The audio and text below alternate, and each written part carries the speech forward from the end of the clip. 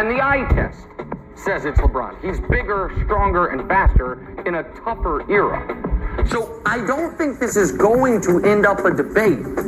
And I think it's not coincidental that the people who are most adamant about it are people who grew up idolizing Michael Jordan.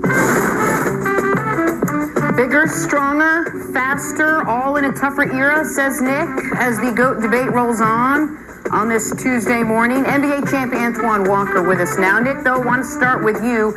Is it just a matter of time before LeBron is viewed as the GOAT over Michael Jordan? Well, I think it will be, but I also think people have to be honest. And so Broussard and I got into this earlier in the show. And Broussard said a few interesting things. He said, Nick, you're dealing with feelings, not facts. And then he said something else interesting. Nick, you're dealing with hypotheticals. When it comes to Jordan, I don't have to deal with hypotheticals. The problem, Broussard, is you do, but because Jordan is a mythical creature in your mind, you just take the hypotheticals as a given. So let me ask you this.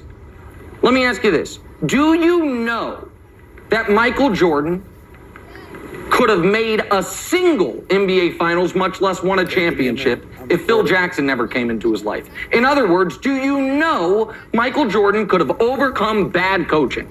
You don't. You believe he could have, but it's a hypothetical. But with Jordan, you allow yourself that.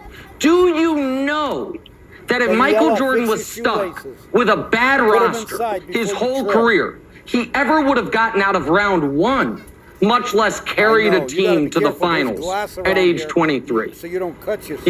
You don't know that. It's a hypothetical because he never got out of round one until he had a Hall of Fame teammate. But you believe it. You just know it in your heart. So with Jordan, you allow hypotheticals. My favorite one from you is this. Oh, Jordan would have been a good three-point shooter if he wanted to be. As if he just wanted to miss those shots. As if we're just going to ignore the fact that in his entire career, aside from the 2 years the line was moved in, he was a below average for the era three-point shooter. He's 28%. So I will ask you, if Phil Jackson never comes into his life, if Scottie Pippen never comes into his life, does he ever even make a finals or win a championship?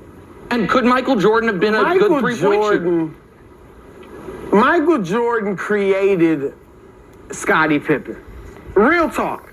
I mean, if Scottie Pippen had not played alongside Michael Jordan, witnessed his work ethic in practice, learned how to win from Michael Jordan, you could see it if you were young, maybe in diapers when this was happening, but you could watch Scottie Pippen's growth.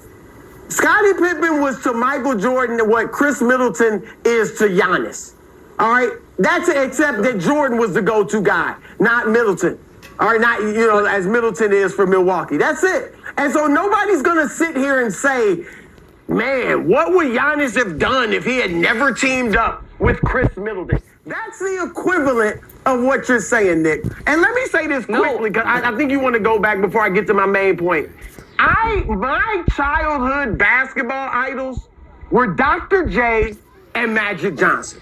All right, I wasn't some kid at 10 years old in 5th grade when Michael Jordan was doing his thing. Oh, look at the great Michael Jordan. I was an adult when Michael Jordan won his first championship. So this is not about me just reminiscing about when I was in the 7th grade. All right? And I put Jordan ahead of